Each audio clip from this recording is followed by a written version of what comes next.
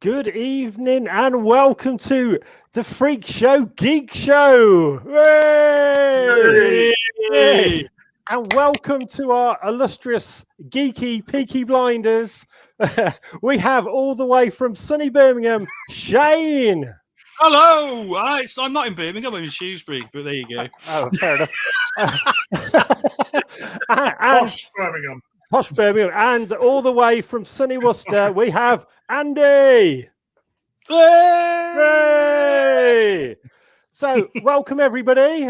Hope you are all doing well. It is your Wednesday night fix of what is chic in geek. Classic stuff. So, if you have any comments or questions, guys, please post them up. I can see stuff already starting on. So the idea of the show is it's just a friendly get together every Wednesday from 9 o'clock, and we just talk about all the cool stuff in geekdom, from comics to collectibles to is it called tabletop gaming or yeah, why not? It's called whatever you want to call it. Yes, whatever stuff. If you're gaming on the tabletop, then it's a tabletop game. I'm liking it. So and hello to hi to Tony and to Dee and some mysterious person on Facebook, etc. etc. So let's get this show started. So first of all, as I said, let's it was my birthday yesterday. Not that I've told everybody about 900 million times. So thank you. Didn't you? I think you're the only human being to not know that one.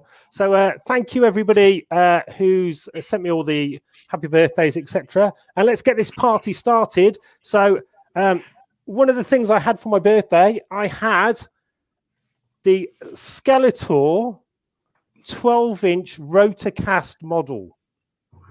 Wow. So this is super cool. This was based on the 2000 He-Man 2000 editions. There are just two 12-inch ones. There's a He-Man and Skeletor. Of course, He-Man's a bit shit, so we've gone for the Skeletor. Really good. Very collectible. These are possibly around about 150 quid on eBay at the moment. I managed to get this one for £25. Results. But it is pretty cool, actually. I do collect a lot of the 2000 edition. So very impressive. Awesome sculpting. I think it's by the Four Horsemen do the sculpting on this. I'm not sure if either of you guys collect figures or collectibles like this. Occasionally. Yeah.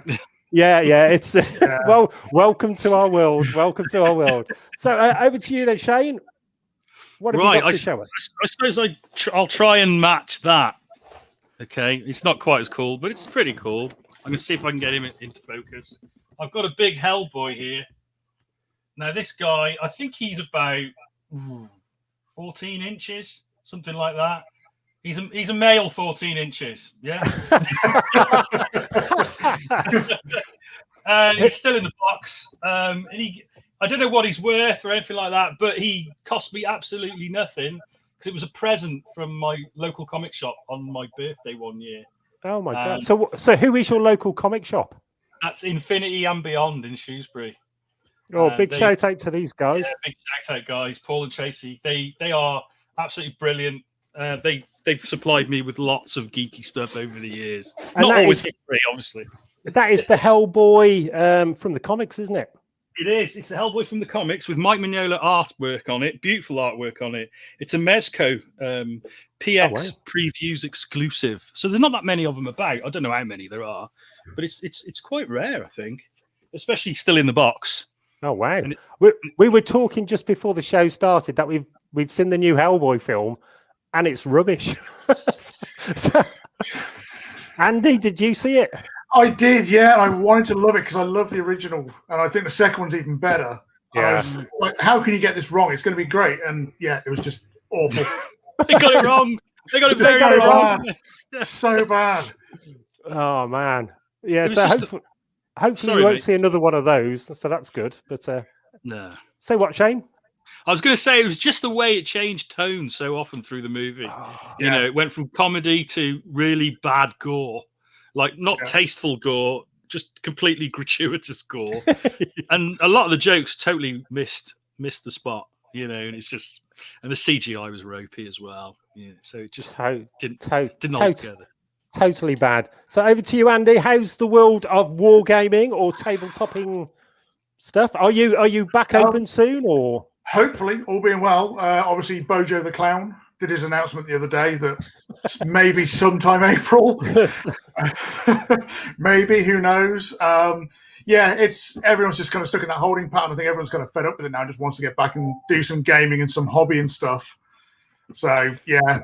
A lot of the companies are still churning stuff out. It's just a case of getting it out to the people. That's the main problem at the moment. Well, first of all, just before you show anything, I had that for my birthday yesterday. Excellent. Blood Bowl, Necromantic.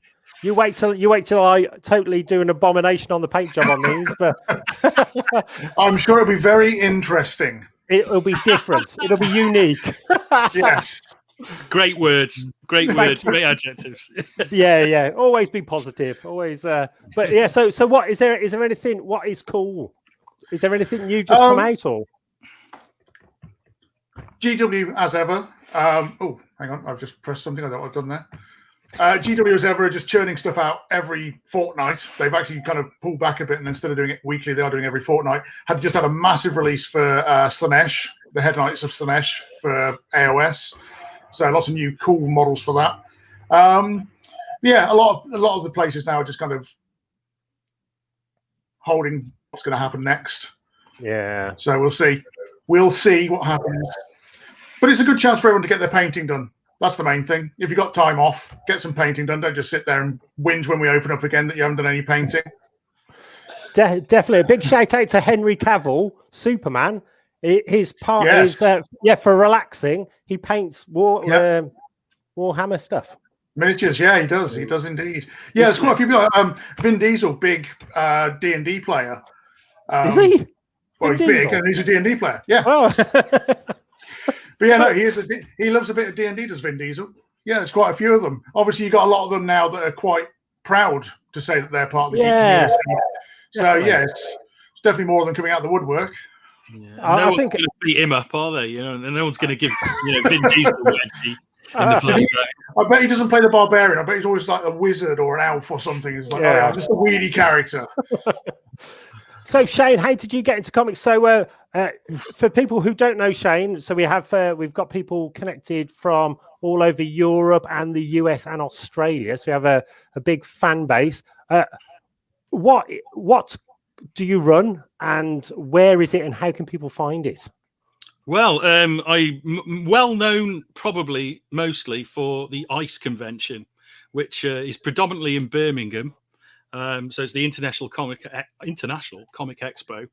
We've been going since 2014, but I've been running conventions since 2006, mostly in Birmingham. But I've also run conventions in Brighton, Margate, of all places. Oh, wow. And I do a festival here in Shrewsbury as well, the Comic Salopia Festival, which is an international comic art festival across 12 venues in the town. So it's quite a big event. Oh, blimey. Yeah, and I do it for the love. You do it for the love. I love comics. I love comic art. I love the whole process of creating comics. I've also been a publisher for many, many years. Since 1994, I think I started publishing comics. Not very good ones, I'll admit. In 1994, I had no idea what I was doing at all. I still got some of the old, because you used to have to create the comic and copy it from a hard copy, Yeah. So you had to create a paginated sort of mock-up, if you like. And I've still got some of those with covers that I drew.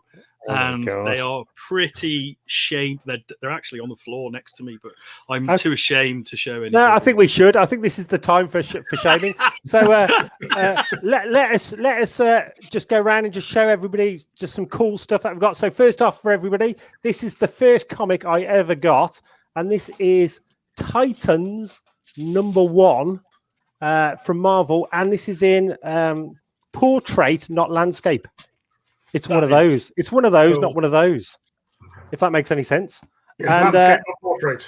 Yes, thank you, Andy, for that.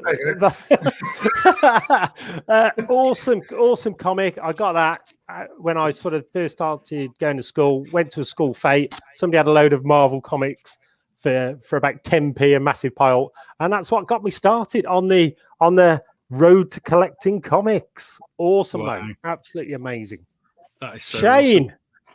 I mean, like you, I also got into comics with the British weeklies, you know, but I haven't got any of those with me at the moment. I've just brought some cool stuff. So let's go for the cool stuff. So I've got some nice Spider-Man ones that I picked out from my collection. So that's one of my favorites of the old comics that I've got. It's first appearance of the Prowler, Amazing Spider-Man 78. Oh wow! So, before, it's older than me. This book, you know, it's from the 60s. Also, Peter Parker #1. Oh my Tarantula. God! Yeah. I've got that one. Oh my God! Yeah, is it worth anything? About 20 quid. Oh right. It's not mega valuable, but you know. And these are just ones that I love. My favorite ever Spider-Man comics. It was when he fought the Juggernaut. It was a 2-issue story, wow. And he fought the Juggernaut. And he. So do you mainly collect Spider-Man? Is that your go-to? It's one of them. I mean, and there we are. First black costume. Secret Wars #8. Mike Zek cover. I do love Spider-Man, but my favorite character is Daredevil. And my first comic that I bought with my own pocket money when I was about 6 was a Daredevil comic. It was Daredevil 132, I think it was. It's from about 1976, something like that. But my favorite Daredevil comic, one of my favorite comics of all time, has got to be the first part of Born Again by Frank Miller and David Mazzucchelli. And I remember buying this from a newsagent in Wellington, where I went to school, which is not far from where I live now. And I just picked it up. I just thought, that's a cool cover. And I read it, and it just blew me away. Absolutely brilliant. Wow. Yeah, I could go on forever, mate, to be honest. Awesome. Well, we just keep going around because it's probably easier because there's so many of us. Well, there's the Funboy 3. Andy, something cool from you, sir. Well, as we were talking before the show started about old comics and stuff like that, and carrying on as we were just talking, I managed to dig out my very first. Yeah. There we go. The Judge Dredd collection. I got that off my uncle. He used to run a bookstall at book fairs, and he came in, and I was like, oh my God, what is this? And I've had it ever since. And it's one of those ones every couple of years I go back and I just read through it. And it's just a collection of little shorts from, was it the Telegraph he was in, or the Mail? The Mail, I think it was. The Mail. Yeah, it's basically, it's just a book of single-page stories from that. And yeah, it's one of those things that I always go back to because Judge Dredd for a start, love Dredd. And yeah, it was just little short stories. Really enjoyed it. Sets the tone perfectly for everything that's happening in that universe. So yeah, that's what I've got. Wow.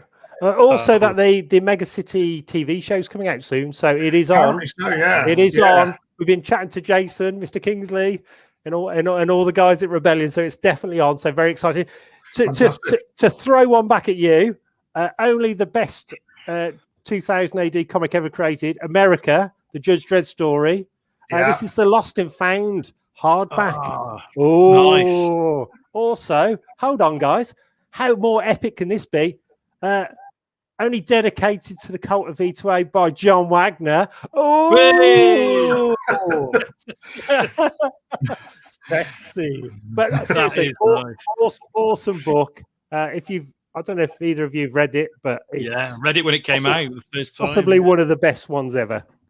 Awesome. And also a big shout out to Sabrina, which I actually love. The chilling. Have you ever watched it? The chilling adventures of Sabrina. Yeah. The comic is really good, actually. Because I think it started off published by Archie. Yes. All right. Yes, it is. So this is #1. This is Arch. This is a Comic-Con Halloween comic convention special. But they did 4 seasons on Netflix. Really, really good. Netflix dropped it like idiots, even though it was getting good. So the next load will be coming out is graphic novels. I think War of the Witches, season 5. So that'll be cool. Awesome. A quick question to you, Andy. So what's all this about your new website? Yes, obviously over lockdown, can't open the store. So we were like, how can we get around this? So we've got a little website built. Big shout out to Mike, who's been building a website since Christmas. I think it goes live on the 1st of March. It's up and on the internet at the moment, so you can go and check it out. Oh, as we can see over here. There you go. So currently, it's essentially like a catalog at the moment. So it's got all of our stock levels on there. It's got most of the stuff that we do in store, products wise. So if you are like, have you got this? Have you got that? You can go there. You can check, see if we've got it, and then you can give me a shout on Facebook and just say, "Can I come and pick this up from the store? Can I pick it up from your house, or can you send it to me?" And we can get on top of that then, and you at least know we've got it without having to kind of ping backwards and forwards, waiting for my responses to say yes or no whether we've got stock or not. So now you can check it out. So that's going live March the 1st, and you'll be able to do click and collect on there, so collect it from the store, or you'll be able to pick it up from our house if we're still not in lockdown. Alternately, you can have it posted out to you wherever you are in the world. Oh, brilliant. And that's worcesterwargames.co.uk. That's it, yeah. And that just leads me straight over to hold on a second. This is my other birthday present, which I got from Andy Sharp. Yes. Oh my God! Even got my name on it. A little sticker with Kevin. The Aliens. It's like a board game based on the Aliens film. Yes. Oh my God. Yeah. It is fantastic. It's done for the love of the movie. The guys that have developed it and have made it, they're really massive fans. They've got to be. You play the missions from the movie essentially. So all the little set pieces in the movie are in the box game. The sculpts are beautiful in there. They look like the characters. They've really got the essence of the whole thing in there. There's a couple of expansions for it as well. Ultimate Badasses and Get Away From Her, You Bitch. What's in those? So Ultimate Badasses is basically just a Marines expansion. So it's got the rest of the Ultimate Badasses. And then the Get Away From Her, You Bitch is the final battle. So you've got the power load of the Queen, half a bishop. Just everything you need to do that final battle sequence in the airlock. It's superb. They've announced that I think a few weeks' time that they're going to release all the miniatures separately. So if you want to have more aliens, or you want a second aliens queen, or more Marines, you can actually buy them just as sets on their own now. So hopefully, maybe there might be kind of a box or a book coming out that will have tabletop rules for it, so you can actually use them as an army. Ooh. That would be nice. I must admit, I'm very impressed. Very, very impressed. It is cool. We still got a couple of copies left at the store, so if anyone does want one, let me know. Also, what I have heard, I don't know if you can see that, but if you've got the first edition, there's Newt with a little army helmet on. Yeah. And that's only in the first edition. So it's going to be resculpted for the next one. So if you're an Alien fan, guys, and if you want me to paint them for you, only joking, because I am truly not good. But seriously, awesome that is. So back to you then, Shane.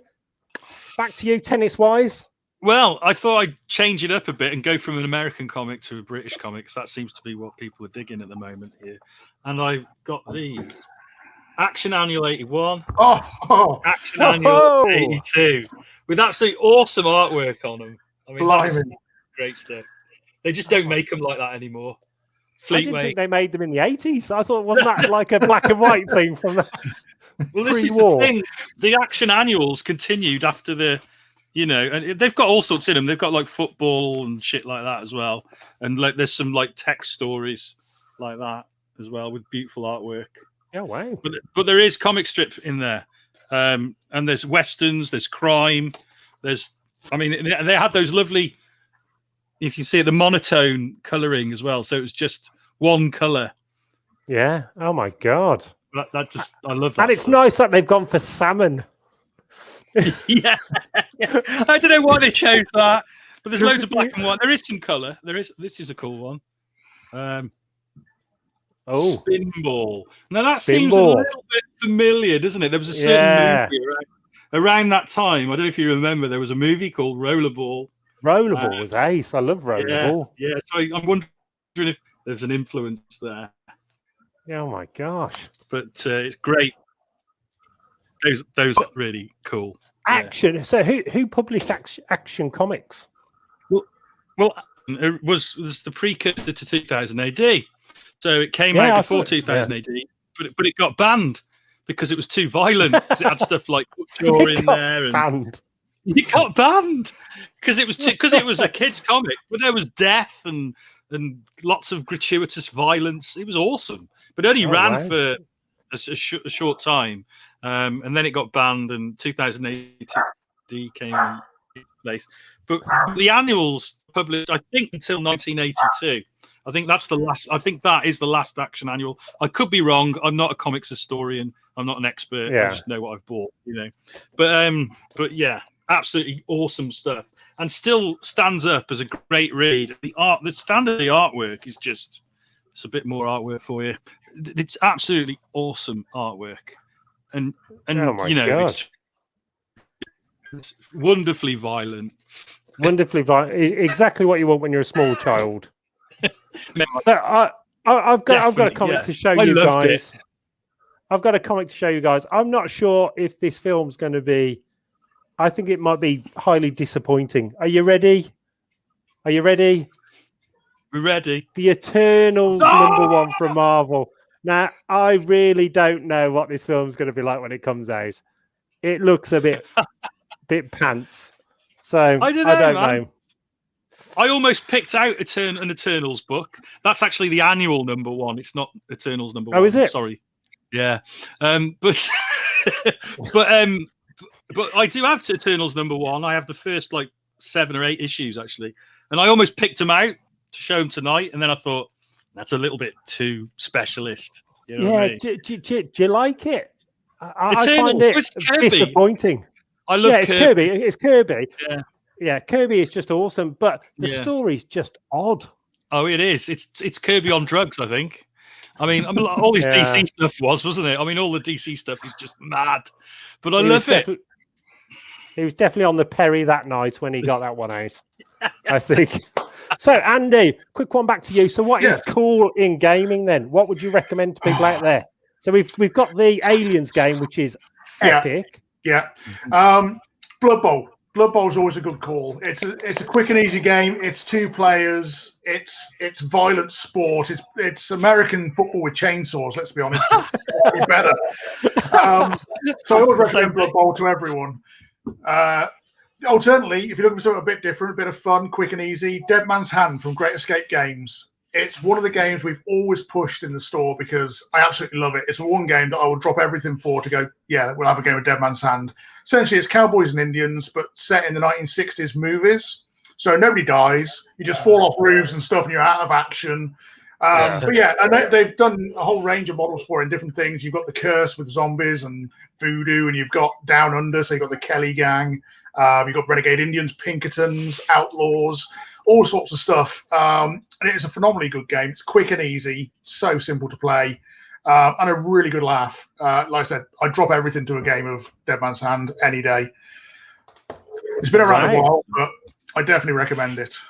And is that sort of just come out? Is it easy to get the pieces and stuff? It's easy enough to get the pieces. It's a British company, like I say, Great Escape Games. It's been around a few years now, but they've just done a 2-player starter set, which is phenomenally good value for money. It's like £40. We get 2 gangs in there. You get some buildings. You get the rule book, tokens, cards, everything you need to play the game. So that's come out a couple of weeks ago, or a couple of weeks before lockdown. In fact, it's been a while now. So yeah, that's well worth looking at. We've got a few copies of that in the store, but yeah, it's just a great game. What about the Marvel game? There's one with figures. Yeah, it looks good. I like the figures. Yeah, the figures are great as long as you've got very deep pockets. It's silly expensive. Night Models used to own it, a Spanish company. They used to do the Marvel game, and they, let's say, hit a problem with the rules on it and a particular large-eared mouse company and allowing things to be released. So they lost the rights. Atomic Mass took over and they went, here's a new game. It was really good. It plays really well, but the pricing is just silly. You're talking close to £40 for 2 figures. Oh my God. And you do look at it and go, as nice as the figures are, as good as the game is, do I want to spend £40 on 2 little plastic men? And my God. They're lovely, but not worth that kind of money, I don't think. It's a pity because the game is phenomenally good. The game is such a good laugh. So it looks great. Yeah, they've priced themselves out there, haven't they? Yeah, completely. Yeah. Completely unfortunate. However, in their infinite wisdom, they've decided whoever the powers that be are have given Atomic Mass the license for the Star Wars games as well. That used to be Fantasy Flight. So X-Wing, Legion, and Armada, and all are going to be coming out from Atomic Mass as well. So they're obviously doing something right. There will be hardcore fans who don't care how much it costs. Yes. Yeah. To be honest, it has been the one thing of having the gaming store myself. I can just go, oh yeah, so 2 for the shop, 1 for me. 2 for the shop, 1 for me. So I've got one of everything. And they look great and they're fun to paint, but yeah, just so expensive. It's just silly money for what it is. That is a shame. So on my side, have you ever seen the Umbrella Academy card game?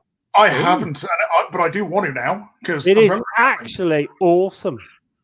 It's about it's up from 1 to, so you can play it by yourself if you're Bobby No Mates, between 1 and 7 players. Right. But you all fight sort of the enemies. So you all as the Umbrella Academy.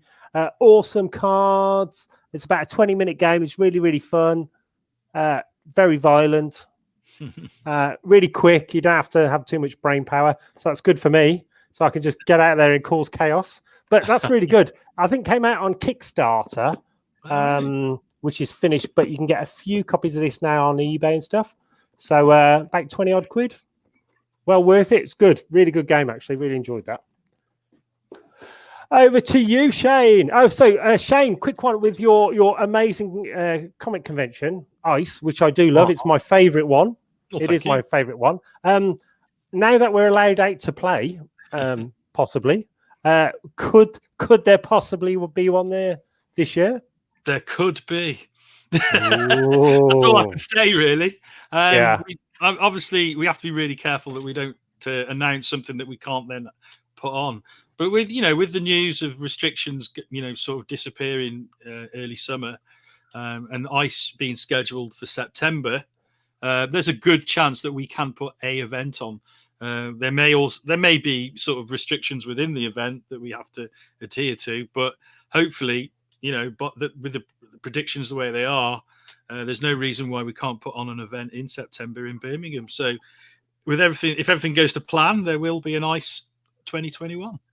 Oh wow! I must admit, I just miss going out. My dustbin goes out more than I do.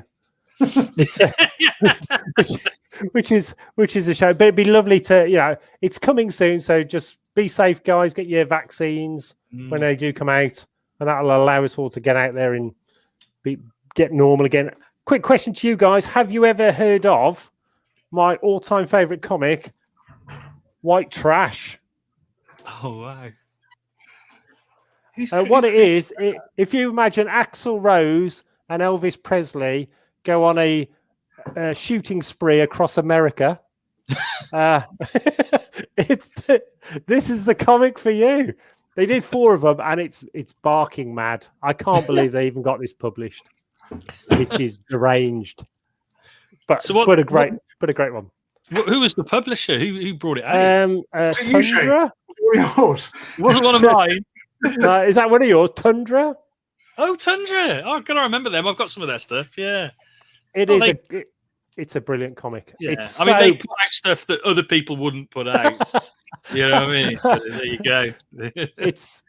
It truly. They did 4 of them, and they are so Axl. Yeah, the one looks remarkably like Axl Rose, and then you've got Elvis, and they just going across America, killing everybody. They're like natural born killers, but it's in a comic.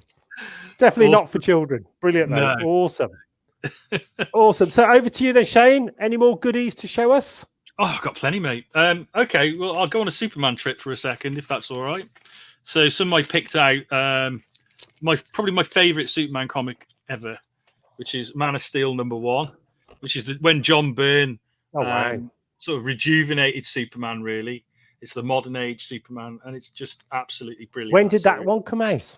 Oh, early 80s. So I'm thinking, it doesn't say on the cover, so I'm going to have to guess. I would guess around 1983, something like that. God, right. And it was followed by the regular series, which was 87. So I'm guessing that's probably more like 85, actually, not 83.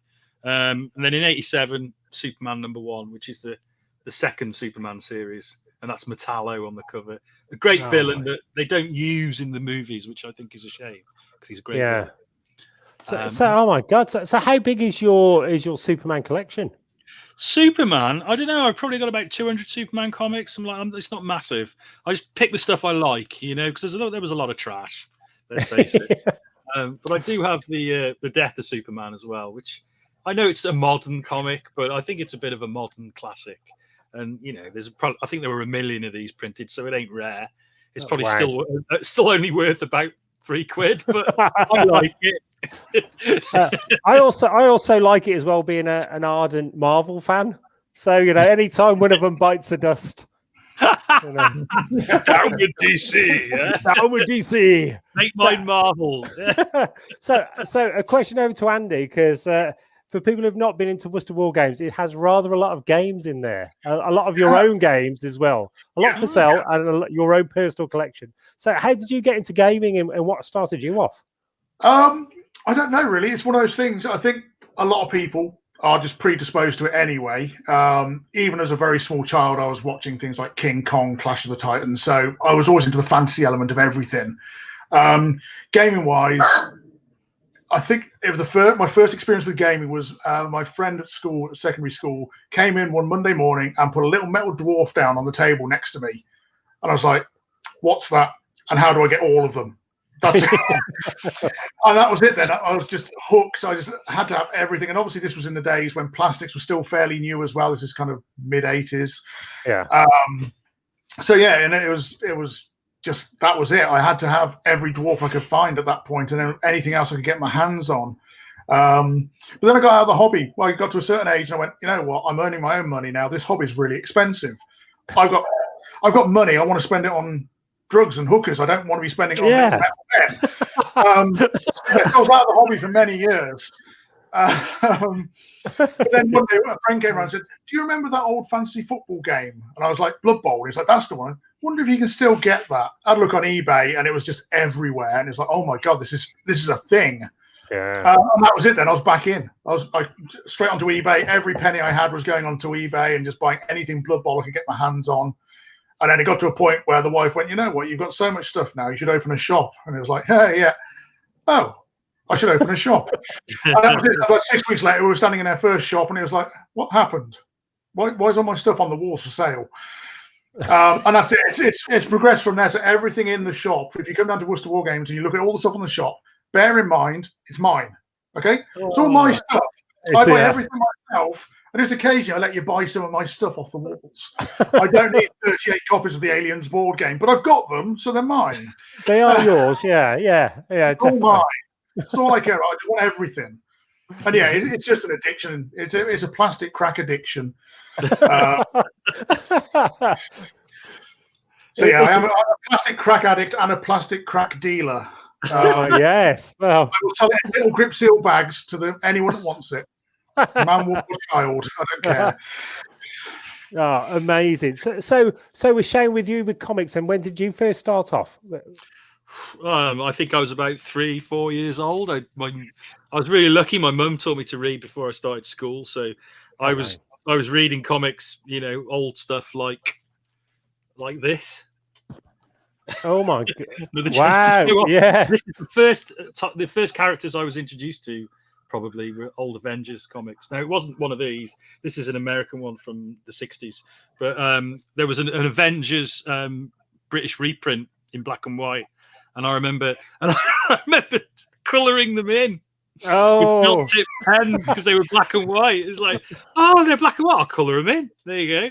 And I remember colouring the Beast brown because I just assumed he was like a werewolf or something. I didn't know he was blue. Because I'd never seen the American comics, so yeah. I've got an old reprint of Avengers cut with the Beast coloured in brown somewhere. So that was my introduction, and I just went on from that. I just bought every single type of comic I could get my hands on, whether it was Planet of the Apes, Dracula Lives, Spider-Man, Superman, whatever I could find in the newsagents. If it was a comic, I wanted to read it. And I just, oh my God, wow. Devoured it all, from the 70s through to the 80s. And then Star Wars was a big thing. Yeah. I didn't really get into Star Wars until, I mean, I saw it, but I didn't really get into it until sort of early 80s, about 1980. And I remember buying the Star Wars comics, you know, the British reprints, then Empire Strikes Back comic, Return of the Jedi comic. And then in the back of those, there were like Marvel stories. You'd get backup strips, wouldn't you? And I'd hunt those down, the American books of those. And it just escalated to the point where I now have, you know, a room full of long boxes. It's absolutely ridiculous. Oh my God. How many comics have you got? About 12,000, I think. Oh my God. So a relatively small collection. You know, there are people out there with, you know, 100,000 comics. I've spoken to those people. They are real. I don't know what, and they have to, you know, they've got garages full of comics, you know, but that is just, I've never earned that sort of money. So, oh my God. So how did you start your first Comic-Con? When was that? It was 2005. I went to the Bristol Comic Convention and I met up with James Hodgkins, who's a Marvel inker. Disappointment. And he just came up to me and he said, I want to do a comic convention. I think I could do a really good comic convention. And I said, oh, funnily enough, I was thinking about doing a comic convention, different to what, you know, because at the time, Bristol was the only comic convention. And we just came up with the idea of the British International Comic Show. And we just went from there. And we got together, we put out a show, and we just kept doing it every year. James quit because of the stress, I think. and the hookers, and you know, not enough hookers. Not enough hookers. Yeah. He used to say that. He used to say that in the shows, you know, at the parties, because he always did a pre-show party, and James would always say something like, you know, it's just really disappointing. There's no hookers. There's no crack. I'm getting out of this game. But I carried on like a fool, and I got some friends to help me. And we started ICE in 2014. We've been to various venues, various cities. It's like like you were saying, Andy, it's like an addiction. I love doing shows. I mean, you've got to love it because there's no money in it, and it's really stressful and it's really hard work. So you've got to love it, and you've got to love comics. And whatever type of convention you do, you've got to love what you're doing your convention about. If there's no love there, you know, if you're just in it for the money, then, you know, forget it. You know, unless you're a big one like MCM or something like that, you've really got to love it, and that just sustains you. You know. So, Andy, have you ever been to a Comic-Con in Worcester, and have you gone dressed as something? I get the feeling this is a leading question. It is a leading question. Well, I know too much, I think.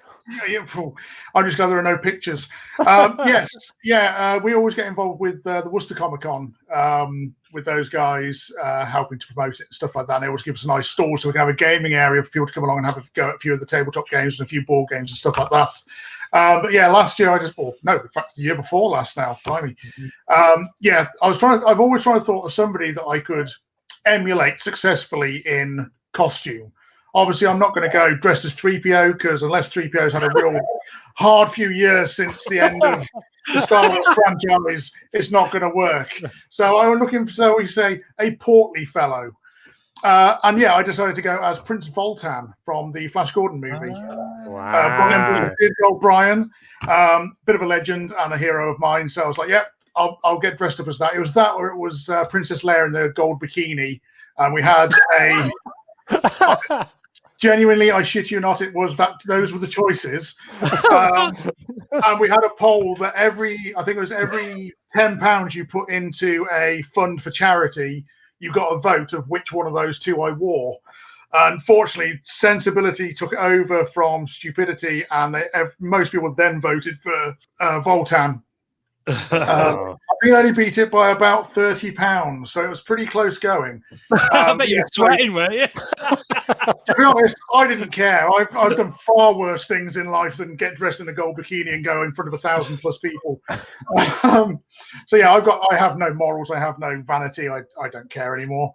So I was supposed to go as Voltan, but unfortunately on the day, the costume, shall we say, collapsed, malfunctioned maybe. Fortunately, the brown leather pants stayed together, so that wasn't an issue. But yes, unfortunately the wings broke, so we couldn't actually get the full costume out and get everyone to see that in all its glory. But it's still there. It's still an idea. At some point, I'll just sneak in a shot one day wearing it and put everyone off. well, maybe when ice is back open again, we'll have to get you. There we go. Perfect. Get you as a stunt double. Yeah. Let me know. Let me know when you want the hall emptied, and I'll come up there and I'll get everyone out. Get everyone out at the end. Yeah, 10 minutes before closing. Yeah. Gordon's alive. Brilliant. Just another quick one. So, because of the V2A graphic novel is on Accent UK, big shout out to Dave West for Western Noir. Brilliant. Have you ever read this, Shane? It's actually really good. It's like Dave's a great writer, brilliant writer. It's trying to explain it. It's Wild West, but this guy's got some special glasses, and he sort of sees demons, sort of people hiding as demons, and it's really good. So it's not your average Western. It's dark and it's gritty and it's really good. Very impressed, actually. Really impressed. Also, from Accent UK, Kai Wordsmith. Have you seen these? I don't know that one. It's like a fantasy thing, but the nice. artwork is stunning. Wrote by Dave, and Ian Ashcroft did the art. And, right, yeah, I know Ian Ashcroft. Really good stuff. Yeah, very amazingly drawn. That's lovely. So back over to you, Andy. Just another quick one. So what else, gaming wise? Then have you got any tips for painting? Because as you know, I'm probably one of the world's top. Yeah. Yeah, my tip is don't give it to Kevin to get anything done. Don't commission him. Don't pay me. To be fair to you, it is amazing what you've managed to do without any skills whatsoever and brushes, apparently. Just all done with your feet and your fingers. It's the fingers in the paint. Yeah. Any tips for the newbie? You dip them in, you leave them in now until it goes dry. You take them out, they're ready to go. It's like a cube. It's like a cube of paint. Is there any tips that you could give? Because I must admit, I really enjoy it because it's very relaxing. It is. So I listened to my new album because we're writing the new album stuff. So while I listen to that, just doing some painting, and it just calms you down. It's really nice, actually. Yeah. A lot of people do find it very therapeutic. We get a lot of people coming in the shop just going, I love to relax, put on some tunes or put on a podcast or something like that, and just sit and paint. To be honest, as much as I could tell you for hours tips and tricks and all that kind of stuff, to be honest, all that really matters is that you're getting paint on your miniatures. It's better than having grey plastic or whatever colour plastic on the tabletop. Doesn't matter what the quality looks like when it gets on the table, just it's got paint on it, and that's a great start. Everything else you pick up as you go along, so you don't need to worry about I want it to look to this amazing standard. Nobody does that straight away, except for maybe the one customer that we call Painting Jesus. He came in and just knocked it out of the park on his first miniature, and it was like, well, holy crap. Well, I give up. Does he wear sandals and got a beard? Yes, actually, weirdly enough, he actually has, and he does. Yeah, he's got unfair advantage. Then he's the bloody Messiah, isn't he? The Messiah. He's not the Messiah. He's just a very good painter. Very good. There's lots of tips and tricks about thinning your paint and different things you can do now. And most products are on the market now that many years ago we didn't have, that we'd have to try and figure out ways of doing stuff. Now everyone's making them. They're reasonably priced. It's just that get paint on your models. It doesn't matter what the quality is like when it's done. You'll learn that as you go along. But at least if you're trying, you're getting paint on the models. You can look back at them at the end of it, and after a year, just see the progress you're making. You can just go, that was my first model. This is my one year later. And normally, you'll just see a massive increase in the quality of your painting. I think it also helps as well the older you get, because then your eyesight goes and you can't see how so shit you are. Yeah, absolutely. Yeah. Absolutely. We've actually got a couple of painters that are colorblind. That makes for some very interesting experiences when they come in with their models. Well, I really like the ginger I've done in the hair, and it's like that's yellow. That's not ginger at all. So Shane, a quick question over to you then. So what is cool comic-wise at the moment? What are you collecting at the moment? Whoa, anything good this week or anything out at the moment? Well, I know. the newer stuff that I'm enjoying at the moment is mostly indie stuff. You know, Yeah. from indie publishers. There's a great series written by Al Ewing called "We Only Find Them When They're Dead," which is really, really cool. And I think the publisher is Boom Studios, just off the top of my head. Boom Studios are actually putting out some great stuff. I mean, everyone knows about the Keanu Reeves comic, Berserker with the strange spelling. So Boom Studios have actually been around a while, and that's a big high profile book, but they've been putting out some really, really good stuff over the years.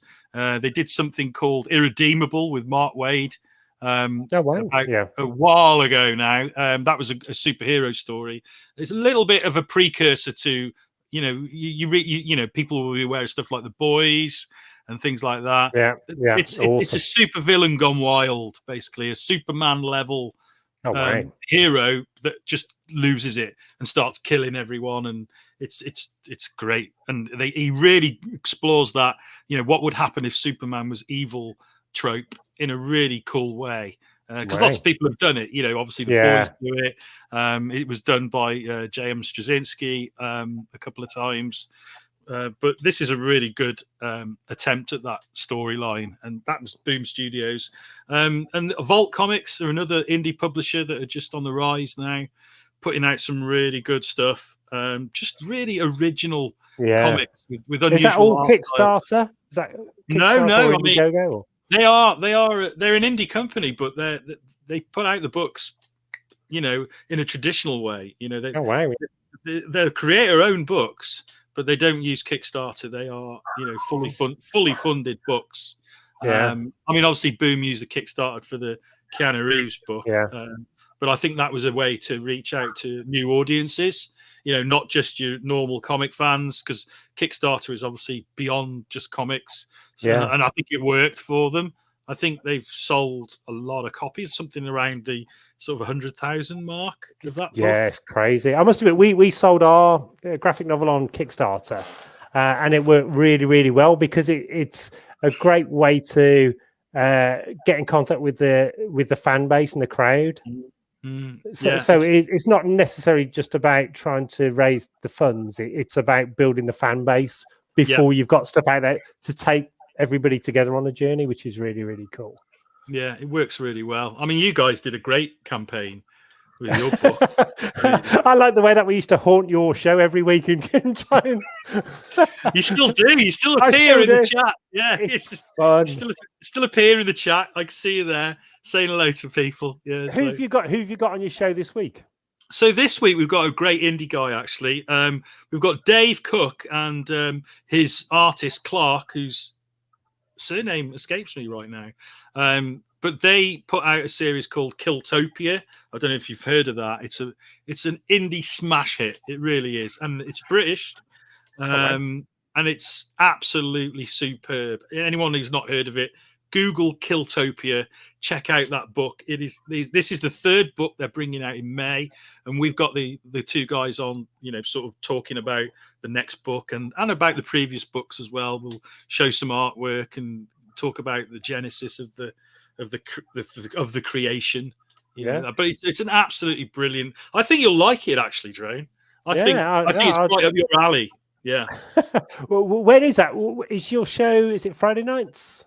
We do a show Thursdays and Fridays. It's not always on Thursday and Friday. We always do one show at least, either a Thursday or a Friday. Sometimes we'll do a Thursday and a Friday if we've got lots of guests and we want to get them out there. And it's all about promoting comics that are, number one, we really like. So it could be something really well known, like Swamp. We did a show on Swamp Thing. We did a show on the X-Men.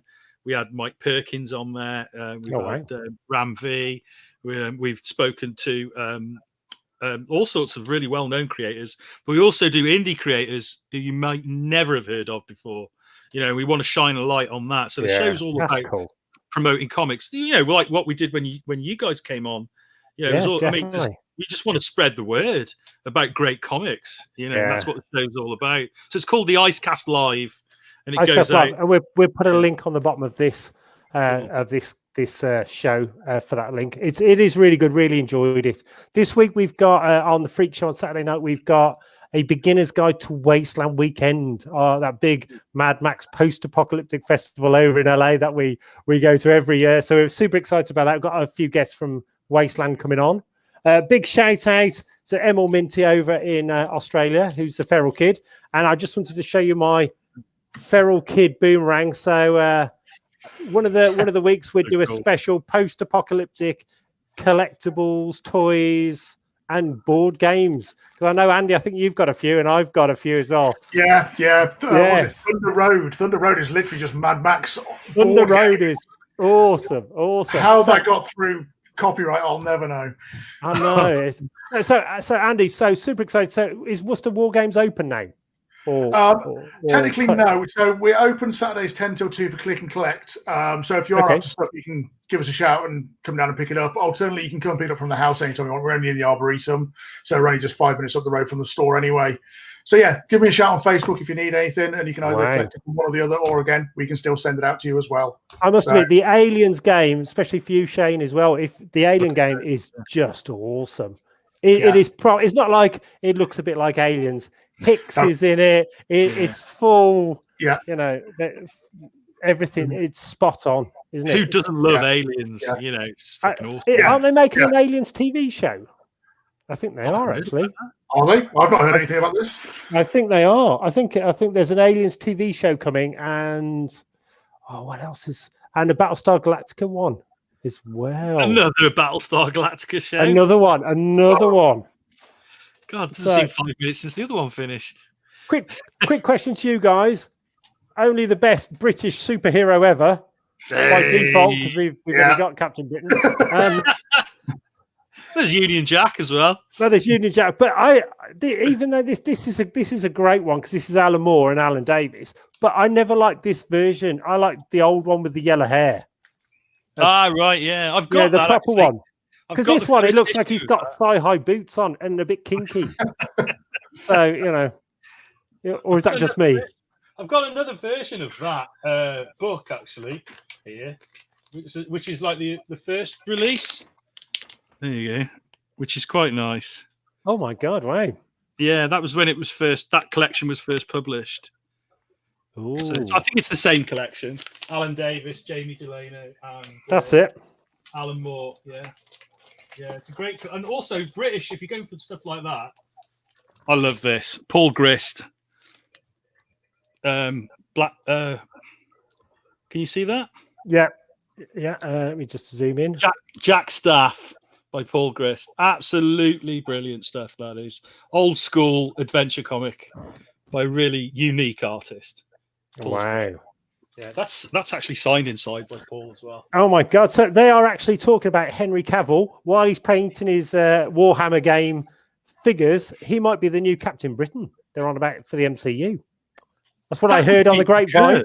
That would be good casting, actually. Yeah.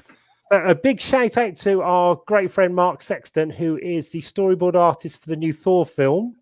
It was his birthday today, actually. Over in New Zealand, and they are filming Thor, and he's going on the set, hopefully. So he's finished writing it, I believe. So good luck to that. The Natalie Portman one. The Love and Thunder. Love and Thunder. So apparently there's some issue with her costume. Is there?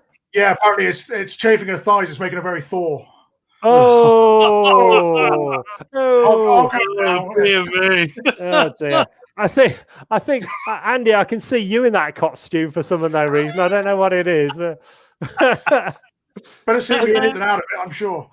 Okay, a quick question to you again, guys. You know, when you think, I love Mad Max, right? But I'm from Japan. Only 40 years of history of Mad Max in Japanese by our good friend Tomo from Japan. Absolutely awesome book. I have no idea what it's on about, but it's got everything.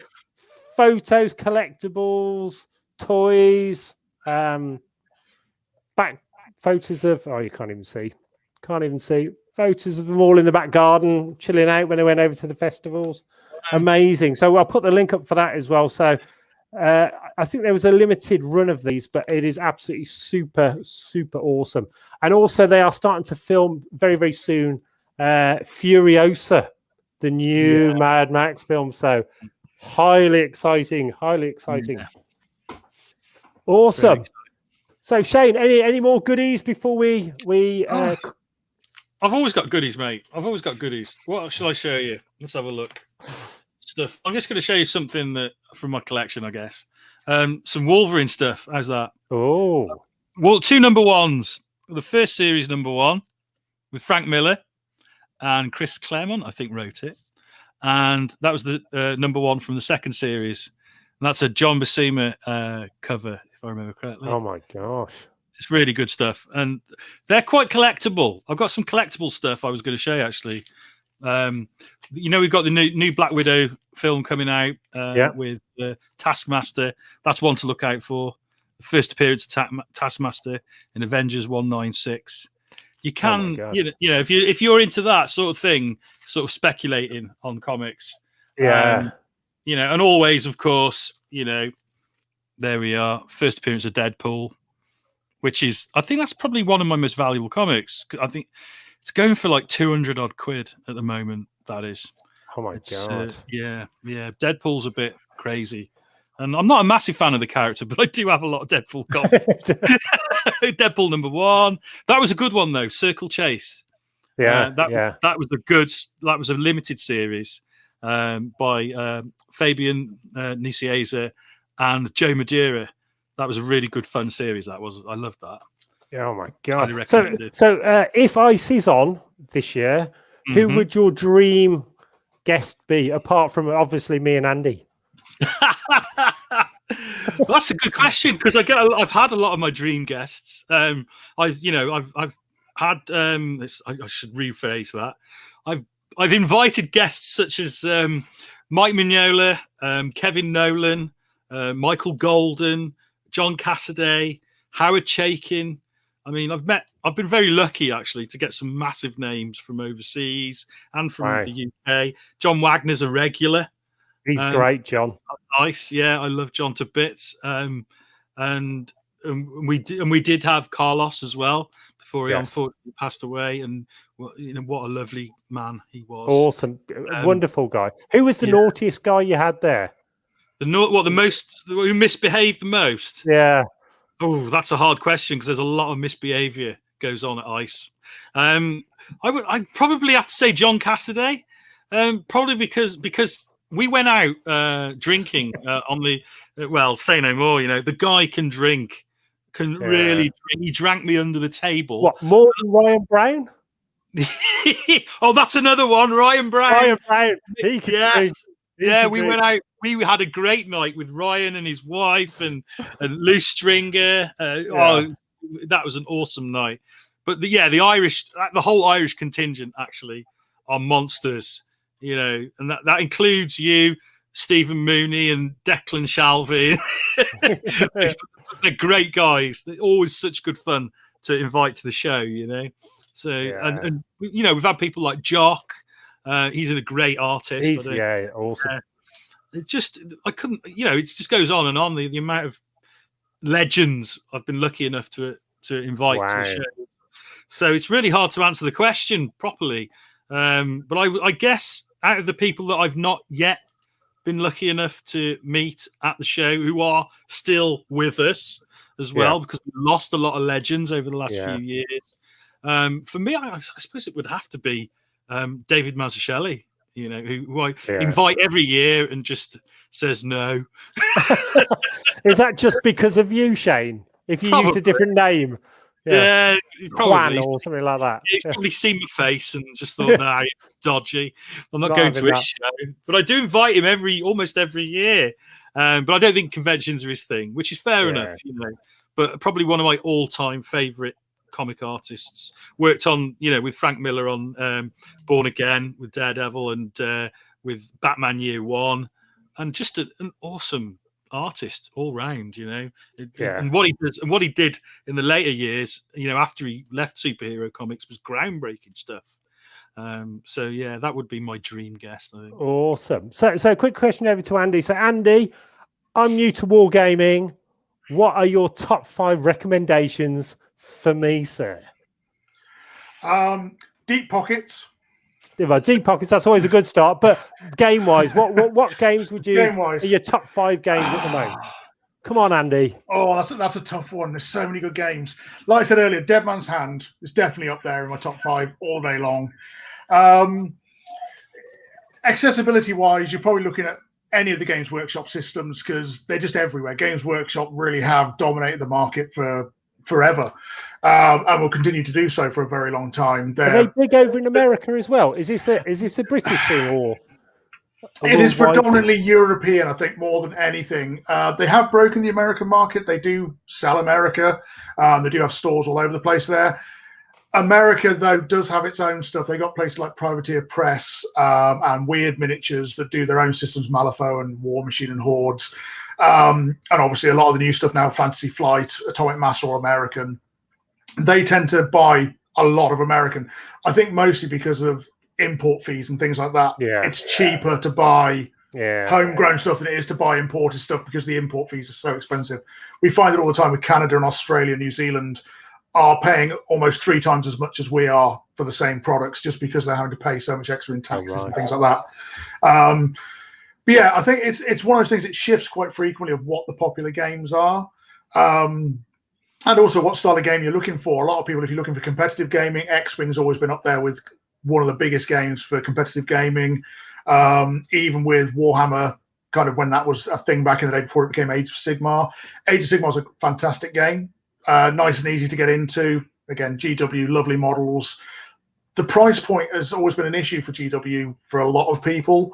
But I think they're finding now that a lot of other companies are starting to fall into line that GW may have been expensive to start with, but aren't leaping forwards with price creep as much as a lot of other companies are doing. So it has become a case of now going, GW is very accessible. They're everywhere. Like I say, they've got lots of really great systems. They do everything you could possibly want from the hobby, whether it's painting, miniatures, tutorials, competitions, tournaments, everything. They got a new game coming out, which is Warhammer Quest, and the name of it escapes me completely what the actual system's called or what the actual box game is, but it's going to be huge. It's vampires versus vampire hunters, City of the Dead kind of thing. It looks phenomenal. The sculpts in it are absolutely insane. So that's going to be huge. That's coming out sometime very soon. We don't exactly know when yet. They haven't quite told us. But yeah, that's going to be a big one. That's going to be a huge, huge game. And as far as I know, it's also going to be single player or multiplayer. So that's one of the things that people have kind of started learning in lockdown is looking at their systems and going, can we make this something you can play on your own because you can't get out to see other people? And also trying to into it. You know, it is still predominantly, I would say, a male-dominated hobby. But a lot of girls, a lot of women, ladies, girls, whatever you want to call them, are getting into it now. And a lot of people are kind of saying to their other halves, do you fancy a game of whatever, whether it's a board game or a tabletop game? Definitely. And there's appeal for everyone in this kind of hobby now. So, yeah, there's a lot of that going around. So, yeah, there's lots of different things. Have you seen, because of the COVID lockdown, a sort of an increase in the popularity of board games, etc.? To be honest, it's hard to know just for the fact I don't see anyone. I don't see the people to find out whether it's popular or not. Yeah. I think it is one of those things. A lot of people I have spoken to, or you see a lot of people online going, oh, yeah, here I am on a Sunday afternoon. And they got their kids sat around the dinner table, and there's them, their wife, 2 kids. And the kids are arranging anywhere from like 6 or 7 years old up to whatever. And they're sat there playing board games or card games or even a few tabletop games, or maybe just doing some painting together. Yeah. I think maybe the only positive to have come out of COVID is, for the hobby in particular, is the fact that people are kind of spending time together now and are getting involved with each other's hobbies, whether it's wargaming or whether it's whatever it is. I think it's brought the family units together again, that people are kind of getting together and spending time together, which they never used to do. But yeah, I think the hobby as a whole will definitely become better because of it, because more people are going to give it a go. Obviously, we'll see what happens when lockdown ends, whether we can get together and start playing in stores or in social clubs or whatever. Yeah. We'll see how that goes. But Yeah, hopefully it's a good thing. Hopefully. So a quick question to you then, Shane. Any comic shops you'd like to do a shout out to? Because the poor comic shops, they've all been shut down. The poor guys have had it hard through COVID. Because they have indeed. like with DC and stuff for these people, some of these guys now are just doing electronic releases. So these poor comic shops, you know, so. It's very difficult to have a bricks and mortar comic shop at the moment. I mean, my local comic shop are just online now. They made that decision a few years ago, way before the pandemic, and obviously they're very glad that they made that decision. So they were selling 75% of their stuff online. So they just thought, well, there's just no point in having a bricks and mortar shop anymore. So just do it online. But there are some great shops out there that, you know, they do need support. Two that spring to mind immediately are. Well, there's a few actually. There's OK Comics in Leeds, which is a brilliant comic shop. You know, if you can order online, you can order online from those guys. Close Encounters in Northampton, another great comic shop, like proper old school comic shop with loads and loads of really nice, you know, Silver Age, Bronze Age back issues, all that sort of stuff. So if you like your back issues, Close Encounters is a great one, and they're reasonably priced as well. And then there's Mega City Comics in London, proper old school comic shop again. But you can also get your new stuff from these guys, you know, if you want a standing order. A standing order is a really good way of supporting your comic shop.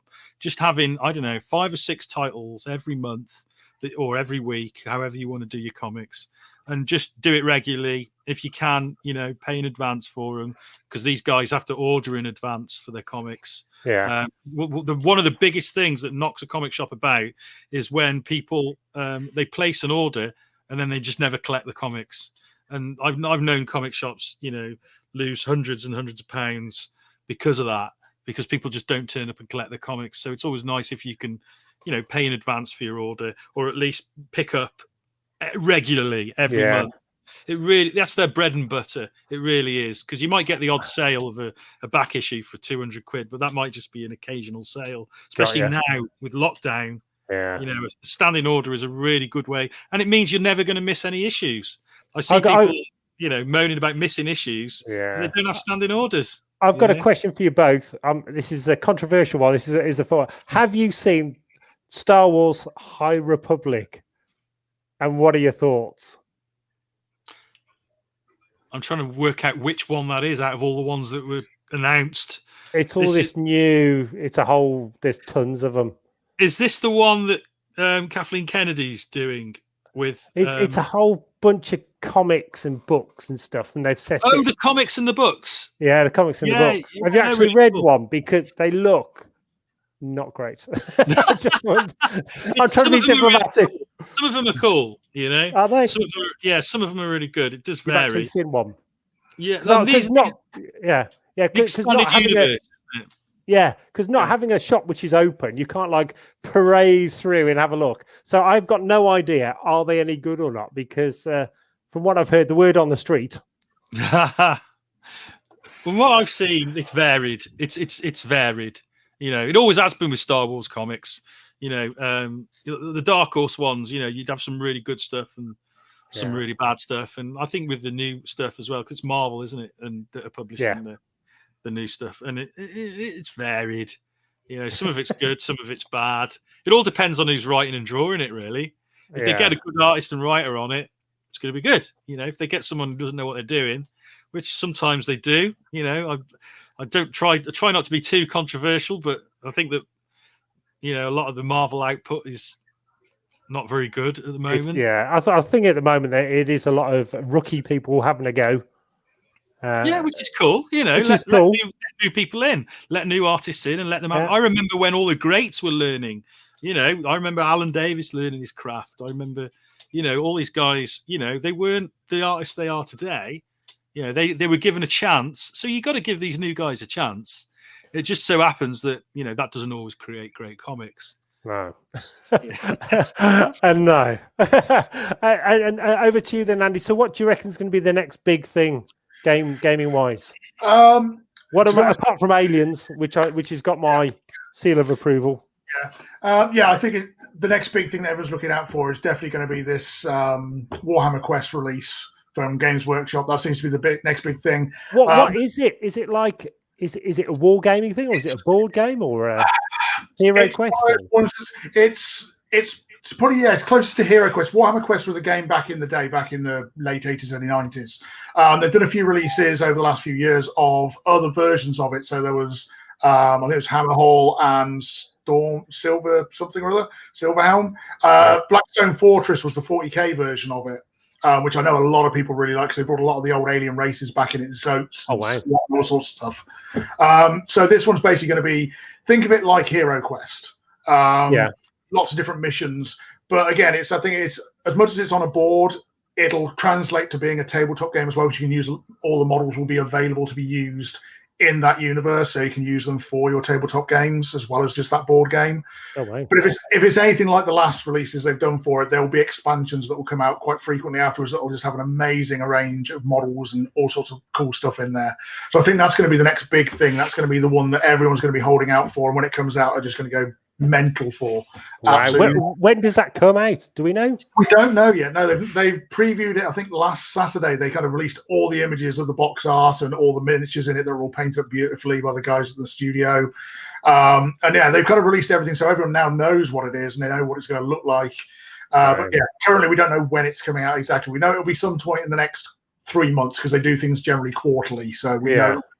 But it could be 6 weeks, it could be 10 weeks, it could be 2 weeks. We just literally have no idea. But it looks absolutely phenomenal. It really does. The miniatures in it are absolutely insanely cool. The vampires and zombies and vampire hunters and all sorts. So yeah, that'll be the next big thing.